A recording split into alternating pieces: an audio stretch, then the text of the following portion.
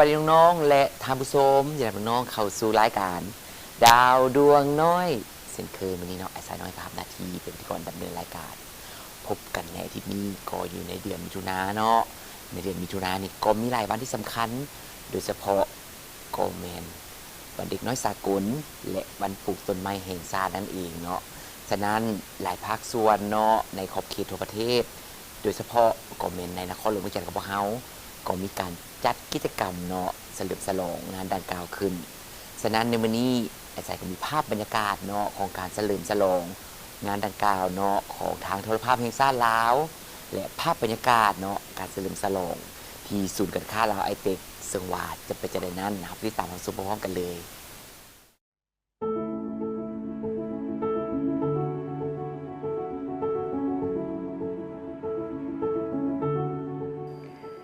เดือนมิถุนาเป็นเดือนแห่งการเฉลิมฉลอง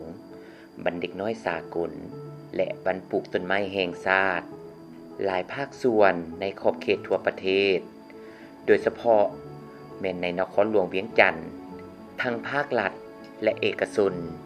แม้นได้จัดงานกิจกรรมเฉลิมฉลองอย่างฟดฟื้นเป็นขบวน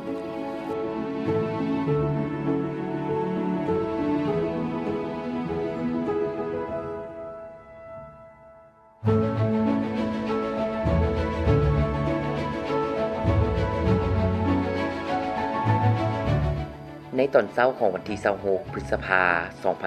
2026ทางโทรภาพแห่งชาติลาวได้จัดกิจกรรมการเฉลิมฉลองวันเด็กน้อยสากลและวันปลูกต้นไม้แห่งชาติโดยกิจกรรมงานในครั้งนี้มีบรรดาพนักงานน้องนักเรียนและพ่อแม่ผู้ปกครองเข้าร่วมกิจกรรมอย่างหลวงหลาย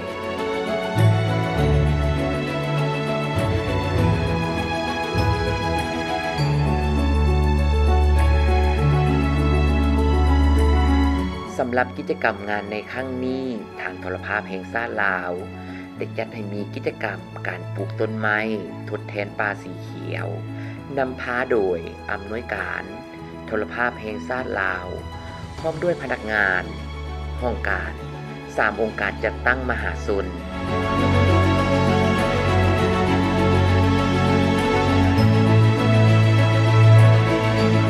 จากนั้นก็แม่นการบันทึกศิลปะการแสดงของบรรดาน้องนักเรียนซึ่งมีโรงเรียนสีดาราโรงเรียนบุดาราโรงเรียนจิตติศักดิ์โรงเรียนปิยไสยและโรงเรียนหุ่งเฮืองซึ่งมีทั้งการแสดงบทฟ้อนขับลำห้องเพลงของน้องนักเรียนกว่า10รายการเด็กน้อยทุกคนต้องได้รับการศึกษาห้ามเหียดคนควรทุกสิ่งที่เขาต้องการป้าขอบสูในตำนานฮักเพลงคงเดียวโมคนเดียวฮักกันเด็ดดาวโมคนเดียวสิตรงเด็ดดาว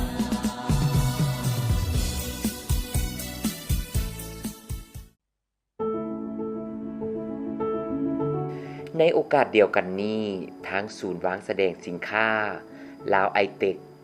ได้มีการจัดงานเฉลิมฉลองวันเด็กน้อยสากลขึ้นเช่นเดียวกันโดยภายใต้หัวข้อ Baby Shark World งานดังกล่าวแม้นได้เริ่มจัดตั้งแต่วันที่23พฤษภาคมหาวันที่1มิถุนายน 2026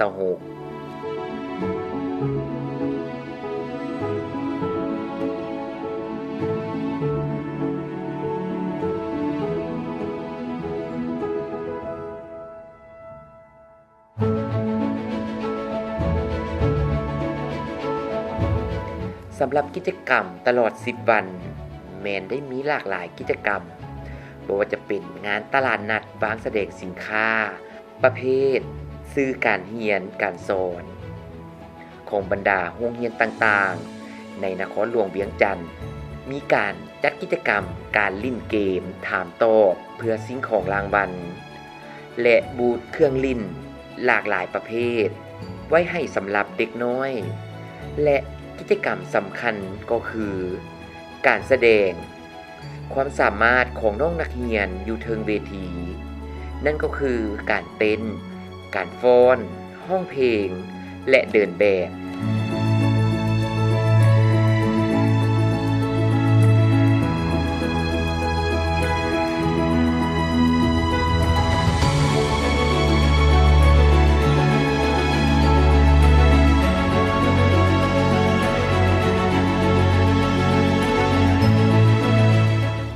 งานเฉลิมฉลองวันเด็กน้อยสากลและวันปลูกต้นไม้แห่งชาติ 2026 ในปีนี้แม้นมีบรรยากาศฝดฟื้นเต็มไปด้วยความสุขรอยยิ้มของบรรดาน้องนักเรียน สังเกตได้ตามสถานที่สำคัญ ถนนหนทาง หนาแน่นไปด้วยพ่อแม่ผู้ปกครองนำพาลูกหลานของตนไปเที่ยวลิ่นตามแหล่งท่องเที่ยว การจัดกิจกรรมงานวันเด็กขึ้นมา ก็เพื่อเป็นการเห็นได้ถึงความสำคัญของวันเด็กน้อยเพอเด็กในวันนี้คือผู้ใหญ่ในวันหน้า เป็นผู้ที่จะมาสร้างสรรค์พัฒนาประเทศชาติ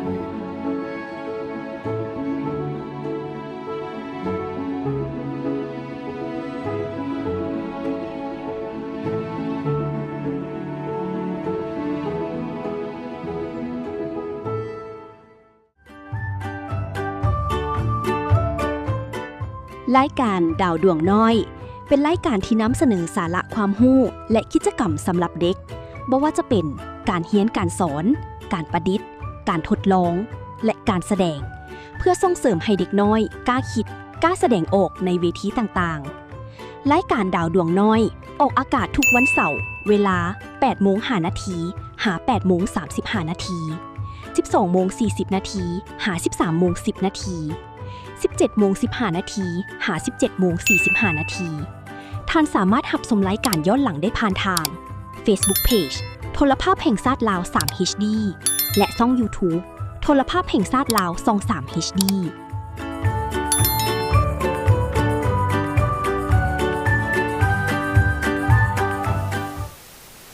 เจ้าเนาะก็ถือว่าเป็นประจำทุกปีเนาะที่ว่าทางโทรภาพแห่งชาติลาวของพวกเรา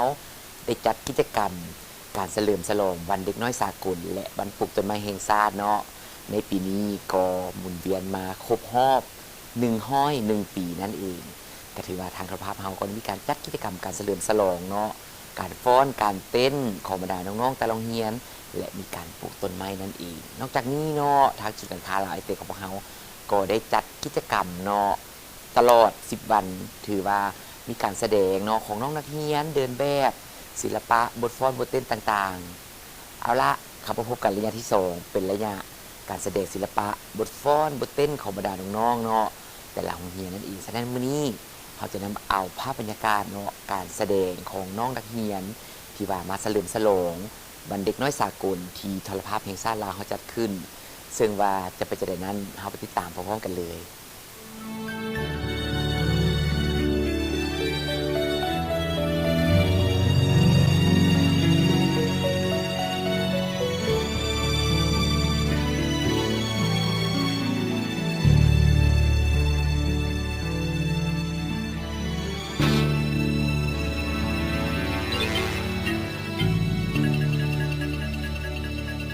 ท้องฟ้า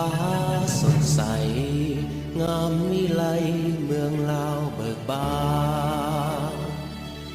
แสงส่องประสานหุ่งเนืองอาบแสงสุรีมีพับนำพาสร้างสาอุดมหังมีศาสตร์ลาวได้มี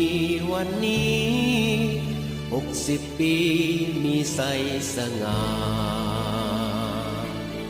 วันนี้สุขสันต์เป็นวันที่ดีของเฮาเราทุกคนเฮาร่วมใจอวยใสเลยมาเป็นวันสำคัญ40 ปีสถาปนาวันศาสตร์ที่2 ธันวาเฮาร่วมกันมาร่วมแส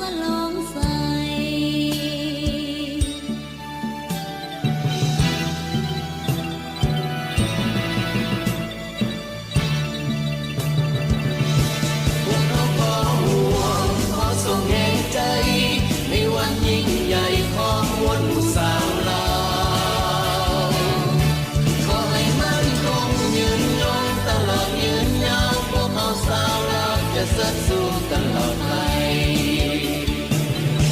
มีเอกลักษณ์ประเทศชาติรุ่งเรืองสดสีพื้นแผ่นดินนี้เป็นของเราทุกคนร่วมกันสร้างสรรค์พัฒนาประเทศชาติของตน2 วันประวัติศาสตร์ยืนยงขอให้มันคงขอให้มันยืน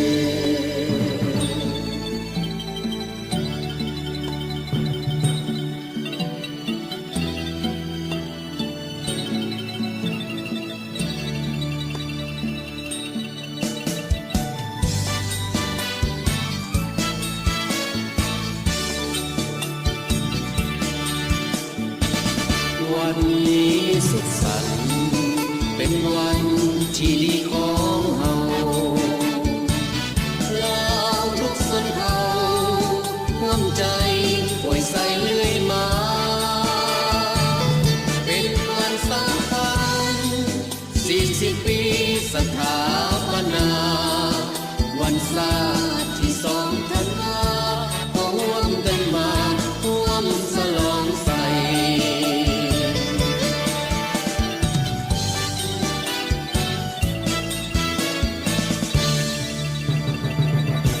พวกเราขอห่วงขอส่งแห่งใจในวันยิ่งใหญ่ของมวลบุษสาวลาวขอให้มันคงยืนยงตลอดยืนยาวพวกเราสาวลาวจะเสริญสู้ตลอดไปมีเอกลักษณ์ประเทศชาติรุ่งเรืองสดสีพื้นแผ่นดินนี้เป็นของเราทุกคนร่วมกันสร้างสรรค์พัฒนาประเทศชาติของตน เพลงการน้ำตาของประตูมันเป็นหนังคำเบาเล่าลือของประชาชนเราที่ว่าบัวบ่ซ้ำนั่งบุกคุ้นแต่หากได้ป่าสมหด ขอให้มันคงขอให้มันยืนมันยืน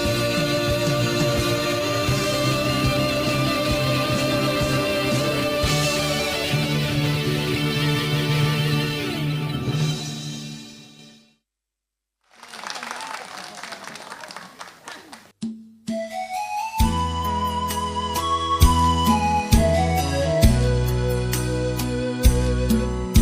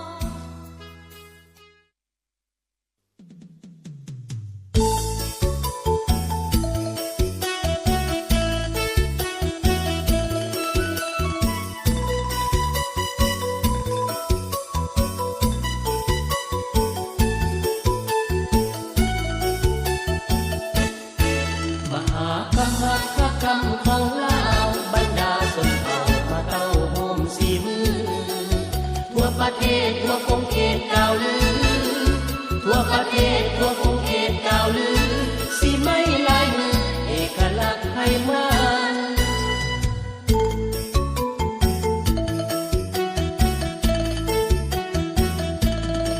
มหากรรมหัตถกรรมเดิมดา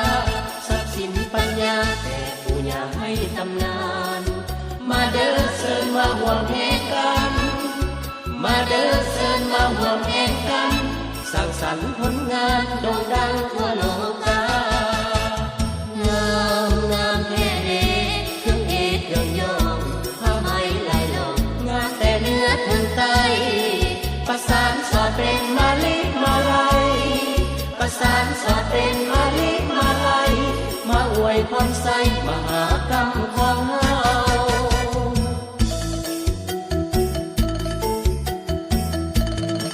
มหากรรมหัตถกรรมสร้างสรรค์แลกเปลี่ยนซึ่งกันมาพัฒนาเดินก้าวเพื่อเสริมสร้างเสาสร้างสีมือลาวเพื่อเสริมสร้างเสาสร้างสีมือลาวมรดกพันเผ่าปัญญาแห่งชาติลาว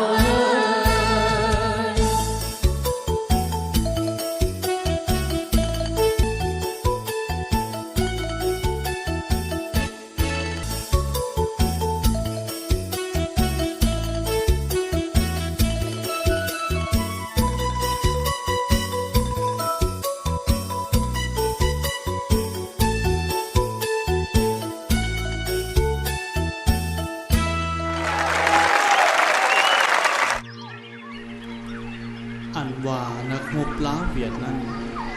สายสัมพันธ์ยังหมั่นแกนเรียบสายแดนรวมโตสู้ต้านศัตรูมารให้กลายมาเป็นพี่น้องปองดองกันทั้งชาติพัฒนาทุกบาทก้าวลาวเวียดสามัคคีแท้แล้ว